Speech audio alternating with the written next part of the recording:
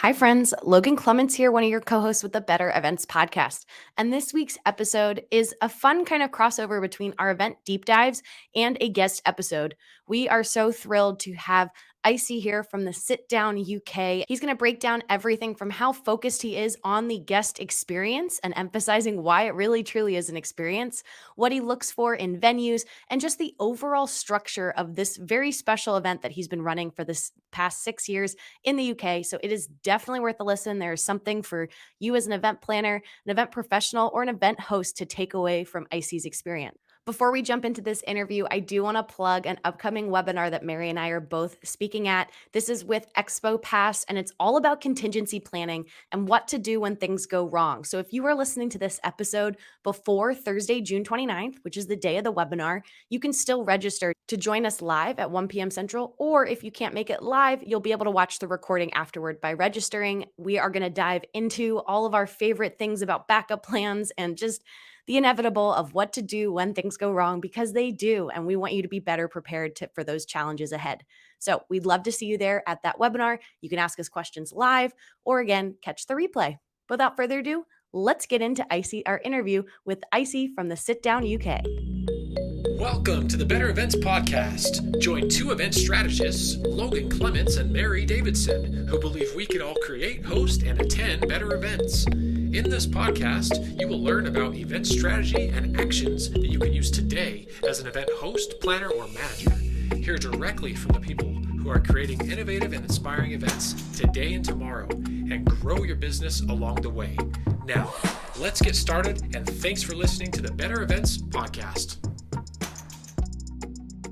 Hello, everybody. Welcome back to another week of the Better Events podcast. We are thrilled to be with you this week, and we are really excited for our guests that we have today as well. But before we get into that, we just want to say celebration time, because we are halfway through season 3, which feels a little bit crazy. So, we're going to have a handful of more episodes for the rest of the year, and then we're going into season 4. So just thanks for sticking with us, and excited to be halfway through season 3. Logan, how are you feeling about that? I mean, I don't know. I'm so proud of us, and also I feel like it's flying by and not all at the same time. But I wanted to call out that we were halfway through the year. Important. We like milestones, so that's awesome. Yeah, exactly. Well, we're going to save as much time for this interview as possible, this event deep dive that we're doing today. Going to introduce our guest, Icie, here, with over 100 interviews under his belt with the likes of Mo Gilligan and Shola Ama. From the past 6 years, Icie has built a unique live Q&A experience from the ground up. Icie is passionate about telling people's stories and building connections through them. Wow. All right, Icie, what else would you like to add to this wonderful introduction? I just love events. I love events. I love the connectivity of events. And I think COVID really tested that and challenged that. But I think coming back after COVID, I just love it even more. So yeah, I'm a lover of events through and through. Well, you're in the right place. We're excited to talk all about events today. And we also like to do this little point of why we chose our guest or why we chose the topic. And so just wanted to kind of talk about that a little bit before we get into the questions. But as we said, we're super thrilled to have you today. We've got so many questions for you. And so we'll just see what time we have and what we can get through. But today we're doing an event deep dive, and you answered a question for us on our 100th episode, I believe, about why you love events. And so thank you for participating in that. So listeners, if you listen to that episode, you may have heard Icie's voice before, and now he's back with us, and we're excited to do a full episode with him. But you've been a kind supporter of the podcast for a little while, and we really appreciate it. And so from that time, we've been really intrigued about what you've been doing with your event, the Sitdown UK. And so to be able to deep dive in it today is something that we're really looking forward to. And we hope listeners are as well. And so thank you again for being here. And we'll just kind of start off with some of our questions. And we love to start at the beginning, kind of set the stage for people. So we'd love to learn about you. Tell us about you and how you ended up where you are with the Sitdown UK. Yeah. Well, again, thank you for inviting me, and a massive fan of the podcast because there's so much you lot talk about that just helps me to take it and apply it to to the sit down. But me, I come from a musical background. I used to do music, a rapper. I was a rapper over here. Was able to release my debut album, and being an independent rapper. Oh my gosh, You're your own stylist, you're your own booker, you're your own marketing, and you're your own event organizer. And so I would have to, whenever I was releasing a project, think of, right, how are we going to do the launch? How am I going to do the headline show? So it would be me involved in creating the concept for it, contacting venues, arranging, support acts, DJs, everything. And so during the latter part of 2000, no, early part of 2017, I was having a conversation with a friend, and they're quite publicly known. And so behind the scenes, they were talking about struggles they were going through, the struggles with the music industry, the issues that were arising. And I just thought, what? But your Instagram looks popping. It looks amazing. Like everything looks great. Like how is it that this can be happening behind the scenes, but nobody really know about it? And so I really thought to myself, I love events. What if I could create an event whereby people like this, people who people know and quite, might admire from afar, what if they could come to a nice in-person safe space and share it? Share the ups, share the downs, share the journey, share everything in between. And people could actually ask their own questions. And so I ran it by my friend, and she said, you know what, go for it. Ran it by my wife. She said, go for it. But I was still scared. And I was thinking, I've never done anything like this before. I'm a rapper, but I'm not a host. I'm not a presenter, and I'm surely not an interviewer. But I went ahead with it. 6 years later, we are still here asking questions. And so that's how I came to doing the sit down. It's a passion project for me, the ability to connect with people through stories. I love people's stories. You can sit down with someone for 10 minutes and they can unravel their whole life story, and it's going to be so different from the person next to them. So I love stories. And so that is what the sit down is about, telling people's life stories just so that others can connect with it and be empowered and inspired. That is amazing. I feel like Icie, by being your independent rapper career, sounds like you were a true entrepreneur. So it set you up for then this new entrepreneurial, well, I guess not new if you've been doing it for 6 years, but you have that kind of spirit in you that enjoys kind of wearing multiple hats. But you've kind of alluded a little bit about what the Sit Down UK is, but do you mind kind of painting a picture of what the event is, like the audience and what makes it so special that you've been doing it for so long? Yeah, definitely. It's my baby first and foremost, but it's a live Q&A event. And so if you imagine Oprah sitting down with a guest and unpacking their story, we're just doing that in a small, intimate way with an audience that get to ask their questions as well. So normally people, whoever you follow or you might admire, you can only get to the comment section on Instagram. You can only get to a DM, maybe, and ask a question. But to be able to be in the same room as that person, for them to hear their story, uncover that story in its guts and glory, and then you be able to ask for questions, that's what we're trying to curate and make it an experience. We don't record it all. So we'll record snippets of it, but we don't record it and upload it onto YouTube, because you have to come to the experience. You've got to be there. I don't want people to be sitting at home with their popcorn and Oreos and just watching it. Oh, that was great. No, no, no, no. You've got to be in the room. And we had a sit down with a gentleman called JME. He's an independent artist over here in the UK.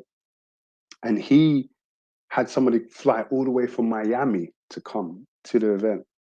And I said to the guy, you surely didn't come here all the way to the UK just to come to this event? And he said, I did. I had to be there. So if you can come from Miami, you can come from around the way.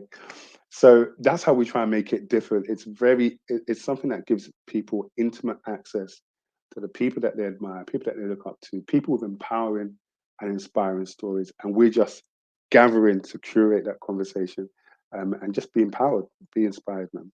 That's awesome. I know that this is something that we've heard a lot, people saying you do need to be there, or there is a space where people can be more open if they know that all their remarks aren't even gonna be recorded, and so they can So true. really ask questions and get deep, and I think this is really interesting. We're interested by the idea of these conversations that are taking place at the event, and so how does the audience typically interact? And then also, how do you create the safe space? How do people feel like they can ask these questions when they come? Yeah, I love it. I love it. Um, we try and do that from the outset. So immediately from when you purchase a ticket, the idea is that the experience starts from then. So typically, what might happen as an event organizer is we'll get all the sales, and you've collected all the information from the ticket holders, and then you might put it through a funnel system like Flowdesk or Mailchimp, and you mail out to the people, "Hey, thank you for buying your ticket. We're looking forward to you coming." And I started to use that system, but I changed it because I felt I wanted to create the experience from the top down, from the outset, so that by the time you got there, you did feel comfortable enough to speak and to ask questions. So I got rid of Mailchimp, I got rid of Flowdesk. I now do the most laborious thing, which is I go through all the tickets, I get the email, throw them into Gmail contacts, group them, and then I actually email everybody like personally. And so they have my actual sit down email. So from the time you bought your tickets, I will email you and say, you know what, thank you. Thank you, because it's a privilege for people to part with their money and come to your event. Oh my gosh, it's what? It's crazy. So we really treat them in that way that, you know what, thank you for coming. Thank you for purchasing your ticket to this experience. And I want you to know we've got you. If you're coming on your own, if you're coming with somebody, it doesn't matter. You're part of our family now. And so the idea is that by the time they come, they know everything. So we have a all you need pitch deck. And in that is everything you need to know about this event. What time? Dress code. The menu of the actual venue. The venue has a menu. Where's the best place to park that is going to be the cheapest for you? The topics we're going to talk about. We actually put the schedule in there. So the exact timings. This is when the main conversation is going to happen. This is the break. This is when the doors open, but this is also when it starts. That for us, it forces us to stick to time. All this is so what? That by the time you cross that door into our venue, into our event, you feel like you've been with us. You already know me. So when I meet people, I'm like, I probably emailed you. And they're like, yeah, thank you. Thank you. Because for them, they always say that it kept them up to date. They knew everything about the event and had no question. By the time they sit down and it's audience Q&A, people are raising their hands because they always already feel part of that process. So that's how we try and create that atmosphere. We let them know that you're as much a part of this event as we are. You are even more important and valued than if you've never been before. I want you to feel as important and as valued here. And that's what we found people feel when they leave. Yeah. I'm just, wow, that is a very cool approach. It feels like it's so simple, but so powerful. And Yeah. so many event organizers, I don't even think would ever have that thought that it is something like you're building that personal connection that then puts them in that mindset when they're in the room that they're already there versus 100%. trying to build it from when they get like that is Yeah. some secret sauce, listeners. I feel like I'll bookmark that for later. Secret sauce. And I feel like you have a lot of cool little touch points at your events. I feel like you've told us there's like prizes, interactive drawings, and you said some clips you put out on the internet from it, but not the full recording. Like, how does that part come together? It sounds like you've primed people before they get in the room, and then where does that kind of interactive piece come from? Yeah. So the audience interaction is so important to us because we, as the team as well, we really try and place ourselves in the role of the audience. So when I go to events, I try and think, okay, if the doors open at 6:30, but the event starts at 7:15, what am I doing in between that time? How do I feel? What are the emotions that go through my head? Oh, I'm hungry. Is it too hot in here? I'm bored. How do I connect with somebody in here? And so all these different add-on features that we have are to experience it as the guest coming. And we've realized that, okay, we need to put something here. We need to put something here.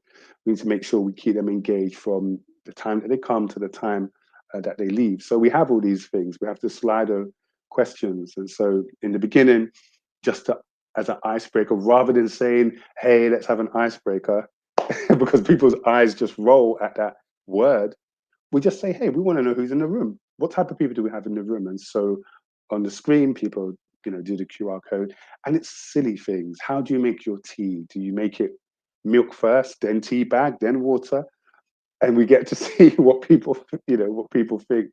And then we have raffles, and so people get a raffle ticket. Everybody, you don't pay for the raffle ticket; you get it automatically, and that puts you in to a raffle, and you get to win free tickets to any event in the year, any of our events. You don't need to come to the next one. And then we collaborate with nearby organizations, whether it's restaurants, or we buy it ourselves. Sometimes we will buy a trip to a five-star restaurant and we'll give it to them, because it's all about valuing them and letting you know that, look, I know you only paid this amount, but we're going to give you more. We're going to give you more than you expected. There's quote cards. And so when I interview the guests, for about 55 minutes. Rather than the audience just sitting there just thinking, oh, okay, this is an interesting conversation, they are involved. We have envelopes that we give out randomly to people. And when I say the number, they have to open up the envelope and read what is in the envelope. And these envelopes are quotes from the guest. It can be tweets that they've probably forgotten about from 2003. It can be interview quotes. It can be something that they said on a podcast. It feeds into the topic that we're going to talk about, and they are the pivot points. So if I'm talking about family, the quote will be linked to family, and I hand it to the audience. They read it out to us. So it's all about them just feeling like I wasn't just a participant, but I was fully involved in this. So yeah, that's how we just try and get them involved. It's important. That's amazing. We love those ideas of even, like, surprise and delight and just surprising people when I think that sounds so fun. And Mhm. then as I'm thinking through this too from, like, an event producer perspective, I'm like, "This is amazing." Also, wow, what a lot of work it is to kinda curate each of those pieces. So how often are you doing these events, and what does that look like? Oh my gosh. Like, so we do our events every 2 months. Um, and, someone suggested, oh, you should do one every month. I'm like, look, if you knew what it takes to do one event, how are we doing it? One, I have to salute the team that I have.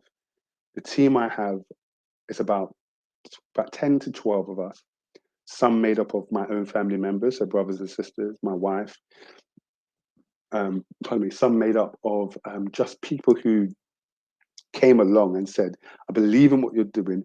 How can I help? Okay. Now, this team is the reason why that atmosphere is created on the day. It's the reason why people come on their own. Now, typically, if you're buying a ticket for an event, the biggest hurdle is um, that feeling of isolation. Me, I'm going to come all the way on my own and sit in this place on my own. I'd rather not. But the reason we get repeat custom of individual tickets is, thankfully, my team create this environment. While I'm on stage doing all the theatrics and interviewing the guests, they are making the people feel welcome. They are putting out they're making sure that, all the quote cards are in the right place, and that the the admission sequence is as quick and as easy as possible, that people know where to go to the toilet. People know if they want a refreshment, where to go, etc. So one way I do that is the team. Um, but then secondly, it's just the people. I do a lot before the actual event. So I create the flyer, I do all the marketing, I do all the promotion, I reach out to get the guests, I reach out to get the venue. And sometimes I'm asking I've got a 9 to 5 job. I just literally came today from an interview. I'm looking for a new job. So I'm a father, I'm a husband. So balancing all this is difficult, but what drives me to do it is the people. Our team motto is for the people. As soon as those people come through our door, we are here to serve them to the highest level. And so when I'm at home, it's midnight and I'm doing the final touches on the flyer, what's driving me? The people, that they can come, have an experience that they feel uplifted and empowered, and then they go and they take that into their own life. So that's what drives it. That's how it actually happens. It's the team, but also my own, a bit, it's my personal internal drive to like serve the people, you know.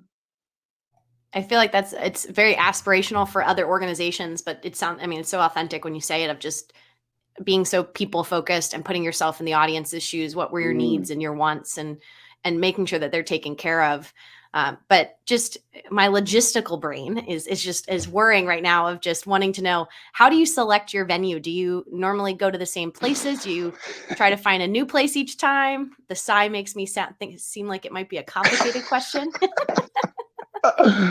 One of the, oh my gosh, I guess this is my pain point at the moment, venue. I guess the dream for anybody that has a brand event is your home, having your home. We don't have a home. We're homeless. We don't have a home. We are just coasting and sleeping on event sofas constantly. And so what I've found is that we have to, the venue has to fit into the experience. It has to fit into the experience. And so there are some venues I would find, and here's, I guess, here's a tip, you know, and I do this thing called reconnaissance. I do reconnaissance for venues. When I'm looking for a venue, one place I always look is Eventbrite.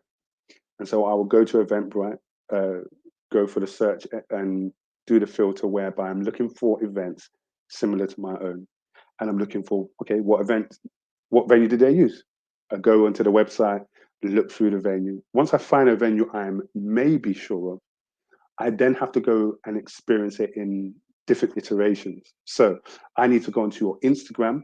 Hopefully you have an Instagram. And I go to the stories part, because I want to see, what does it actually look like, again, from the viewpoint of a person who is there. So whether it's people that have been there before and they're just looking at, you know, they're at a seminar and they've tagged their event, or, whatever event they're at, but I need them to be in the venue and I need to see it in its different formats. I need to go on the website. I need to see what you've posted in terms of, your polished pictures. Then I actually need to go to the venue, and I like to go to the venue in two ways. One, as an event manager, but an event organizer, but also as a guest. And so I would check, okay, what events do you have coming up? And I'll pick an event and I'll go to that event, because I need to experience it not only when it's bare and naked and nothing is happening. I need to see what is the fullness that this event can provide. And then I've got to do my own reconnaissance, and I've got to see, things like, how far is the bar from the stage? Because if the bar is too close to the stage, the distraction of the bar, the hustle and bustle of the bar is going to distract from what's happening on the stage. Where's the toilet? Is the toilet to the front or is it to the back?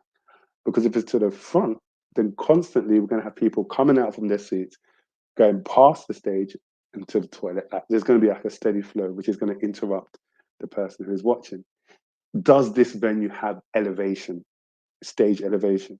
Because when everything is on the same level, you have people doing this, moving their heads to the left, to the right. Oh, I can't see you clearly. Oh, he's speaking. Now the guest is speaking. And you've got this swiveling happening in the audience, which again, massive distraction. I need the venue to have a screen projection, because a lot of what we're doing, the Slido questions, one thing that we do is, as I'm taking you through the journey of this person's life, we have images. We have images that I scour the internet, childhood images, them as a baby, because it's got to be a multimedia sensory that's happening through the night, whether it's music, visuals, talking, whatever it might be. So this hunt for the perfect venue has been difficult. And literally this week, tomorrow, I'm about to go and see a venue because someone pulled out. We were going to use a place, and because of whatever reason, they increased the cost to like crazy amount. So now I'm on the hunt. On the hunt for the perfect venue for our event in August at the moment. So yeah, it's a juggling act, but it's a long process because I need to find the right venue for the experience. It's a long-winded way. No, I actually think I've learned a lot from what you just said, because sometimes to me it feels more like a checklist, but it's all about creating that experience. And I think that's what all of this has to do with what you've been saying. It's not just an event, it is an experience. And so you need to create a venue and think through even those little things that you're talking about that could deter from that experience. And so I think that's super true and really interesting. Also, I'm just curious, and forgive me if you said this already, but typically the events are like people are coming and like sitting, but it's not like a table. It's like more of a comfortable like seating situation, Yeah, right? yeah, definitely, definitely. That's So like awesome. typically theatre style, and Yeah. even that is so important because I can go to an event and or a venue, for example, and all of the tick boxes are correct, but the chair is one of those plastic hard chairs, and that would make me have to ask the venue manager, "Do you have other chairs?" Because someone's sitting in that seat for 55 minutes. If they're conscious they're sitting in a seat, then we have an issue because they start moving, they start shuffling, they want to move their legs. And again, now we've got distractions from the conversation. So people need to feel as comfortable as possible, and those elements matter. Yeah, from the video, the clips, it definitely seems comfortable. I'm like, "Oh, that looks nice." So, love to hear that. And then, as we're talking through the attendee experience, with the content and the speakers that you have, what do you hope that attendees leave the event, like, either feeling or doing differently or just feeling inspired by? Mm, I love that question because we've literally just changed. Recently, we've changed one of the questions that we feature in our feedback. Feedback is, as you know, is key. It's so important. And so we asked them, how did you feel leaving the event today? How did you feel? Like, what state did it leave you in?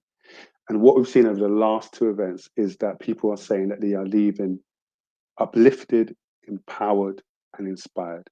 And that's the actual thing we want. When we pick the guest doesn't have to be a superstar. It doesn't have to be a household name.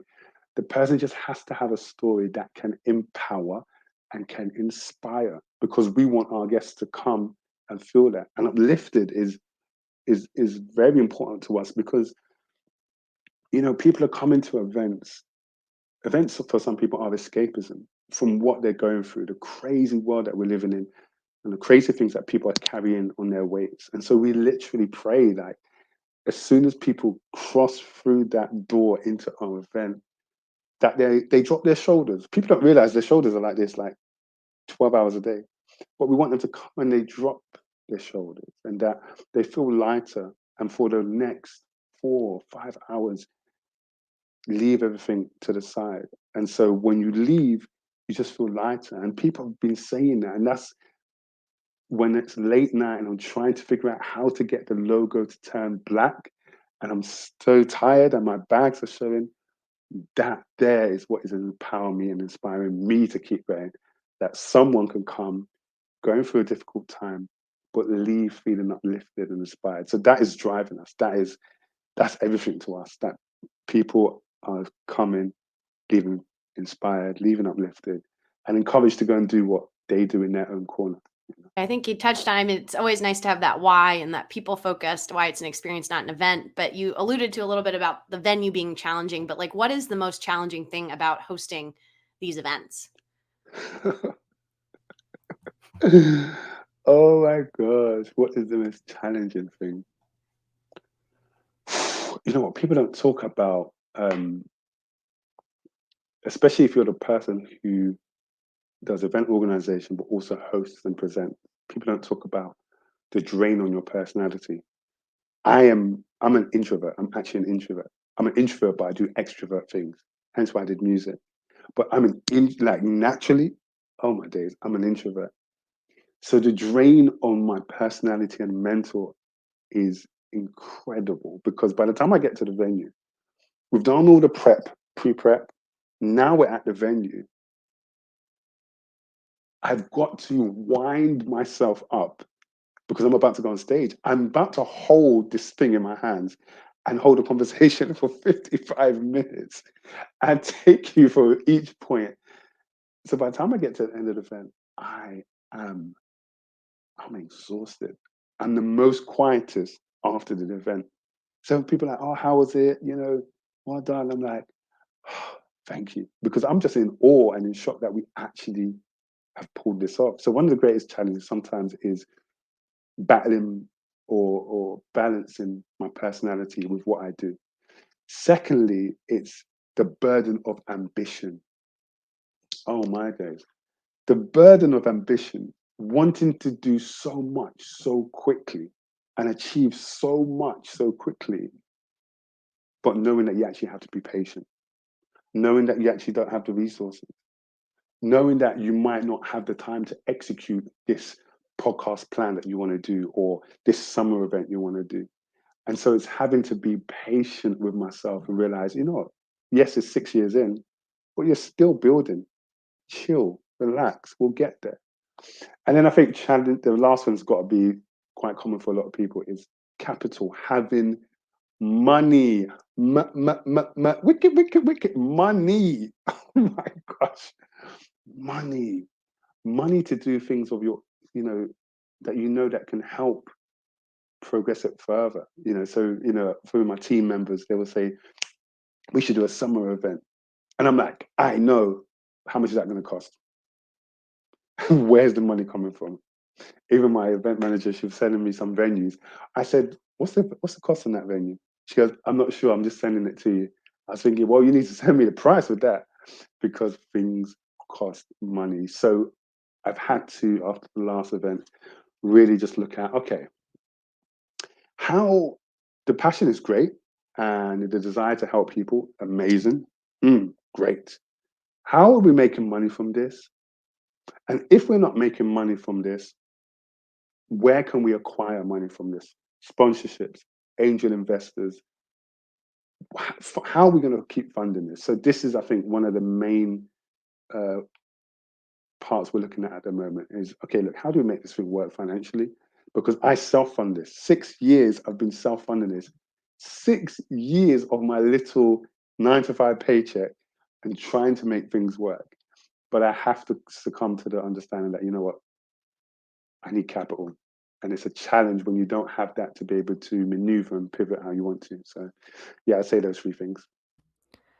Yeah, and I mean that's the reality of events, and we were thinking through that too. Like that is the reality, is where is this coming from, and for the future. So I appreciate you being open about that because it's true, and I think a lot of people experience this when they're trying to create their own events. Yeah. Um, and then so kind of along with this, you kind of were alluding to what you're thinking about for the future. So with the future in mind for the Sit Down UK, what what does that look like, and how does it align with what, like, the event industry is doing right now? Or Yeah. maybe it's better than what the event industry is doing right now, but just what do you see for the future? If you can get the funding, what does the future look like? Yeah. I think like one thing I'm happy that we did was some people, when we started off, some people were saying, oh, do you have a podcast? You should start a podcast. Now, we opted to do live events first because I wanted to build a physical audience first so that no matter what, the physical audience would always be there. COVID came and that was a massive shake up, but it showed me that the people are there, but just in a different format. And so I think one of the things we really want to focus on next is being a content creator, creating content from our events, not necessarily recording an event and converting it, but kind of just creating content that is surrounding our event, creating content that is aligned with our event. So one thing I want to do is something called One Question Only, where we take, whether it's people from our audience or volunteers, and we ask them one question only, and we have a series of people answering that question. For example, what is one event in your life that has shaped your perspective, whether positively or negatively? I'd love to find out. I'd love to ask like a series of 6 people and delve into that story. Um, you know, what is one of your biggest regrets? 6 people telling me and unveiling that. Oh boy, oh, I'm shaking. I'd love to create content again that is aligned to what we do, what people can, you know, feed into and come to our events. But then also, I'd love to diversify our event portfolio. So um, at the moment, we do one-to-one guests. I sit down with a guest, unpack their story. But I want us to morph into discussion events, and whereby there's a topic we bring, and it's the audience that are actually guiding it. You know, so we talk about parenting, What is it like to be a parent in 2023? What is your experience like? And people are learning from each other, and learning from people's experiences. And then we want to do a summer event, an event where we're not even talking, where it's not heavy, heavy, heavy. We might have a light chit chat, then we go up to the roof bar and we just party away. So I feel those are the kind of the two areas where I see in relation to like the event industry, where events are diversifying the range of things that they offer people. So it's not just a one come to your event and that's it, you forget about it. But you're able to come to the event, plug into something on YouTube, and then plug into like a mixer and a networking event, but it's all from the same brand. And I think people are realizing they have to do more than just events, merch and all these type of things. Books. We're going to start a masterclass soon, so that we're passing on the information, all this information that we're learning, all these experiences. They have to go to someone else. We can't just swallow them and eat them for ourselves. Throw it out to other people and let them learn from it. So it's hard because, like I said, the challenge is the burden of ambition. You want to do all these things, but timing is a factor, resources are a factor, and money are a factor. So, but we'll get there. It sounds like you have a lot of very exciting things, and we could keep talking to you, I feel like, for hours at this point. But Icie, is there anything else that you'd like to add for our listeners before we wroap up today? Three things. I wrote this down. Three things. One, your team will take you there. Your team will take you there.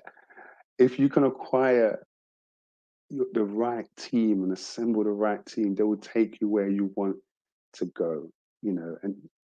And heart is important. Do they know the heart of what you're doing? Because if they do, they will beat the same way and they'll take you there. Secondly, no one cares about your event. Not one person cares. It's not their responsibility to care. It's our responsibility to make them care. We've got to create experiences. We've got to add new features to our events, our marketing. We've got to put a spin on that, whatever it takes. We've got to make people care because no one cares. Everyone's got their own life to live. We've got to make them care. And then finally, I would just say focus on creating experiences for people and not an event. An event just comes and goes, but an experience, people will not forget how you made them feel. So focus on creating that experience and it will outlive your event forever. So, yeah. Thank you so much. I'm like writing notes as I've learned a lot from our conversation today, and so we certainly hope the listeners have as well. So just thank you so much, truly, for taking the time. We have a big time zone difference, so we appreciate you being No here worries at and making it all. No happen. worries at all.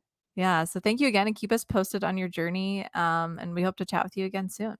No problem. So thank you so much A- for what you're doing and please keep doing it. And Icie, before we let you go, where can listeners find you? You'll find us on Instagram at The Sitdown UK. That's THE Sitdown UK. But also check out our YouTube. We have over 88 interviews there. 88 interviews in lockdown that we did. And that's on youtube.com, The Sitdown UK. Or just go to our website, www.thesitdownuk.com. Amazing. Thank you so much, Icie. Thank you. Take care. And that brings us to our bonus tip this week, which, Mary, you have our bonus tip. Wonderful. Yes, I do. So as you all know, sometimes our bonus tips are related, sometimes they're not related. But today is just kind of a tip that I've experienced personally. I did not know this was a thing, but at least on iPhones, not sure about Androids, you can set app limits. So like an amount of time that you spend on an app. So I started doing this with Instagram and Facebook, and it has been like life changing for me. Don't judge me, but I set it to an hour and a half each day, and I definitely have been hitting the limit. But I've had so much time on my hands. Like I started picking up these weird hobbies around my house, and I'm like, is this what it feels like to have time? So I've just been more productive with the time I've been spending on Instagram, and I've actually really enjoyed it. So that's a pro tip for you today: is set app limits on your phone if you feel like that will also help you. There you go. Thank you, Mary. Yes, please. Anything that can save us time or give us back time from some of the mindless scrolling. But that brings us to the end of our episode. You can follow us on Instagram, Facebook, LinkedIn, and Twitter at Better Events Pod. You can send us an email at bettereventspod@gmail.com or submit your questions via the link in the show notes. You can also visit our website at bettereventspod.com. And a couple of you have been doing this, so I'll keep shouting it out, but please connect with Mary and I directly on LinkedIn. We love hearing from you. Seriously, thank you so much. And as always, we appreciate you for listening, and we'll be back in your feeds again next Wednesday. Bye, guys.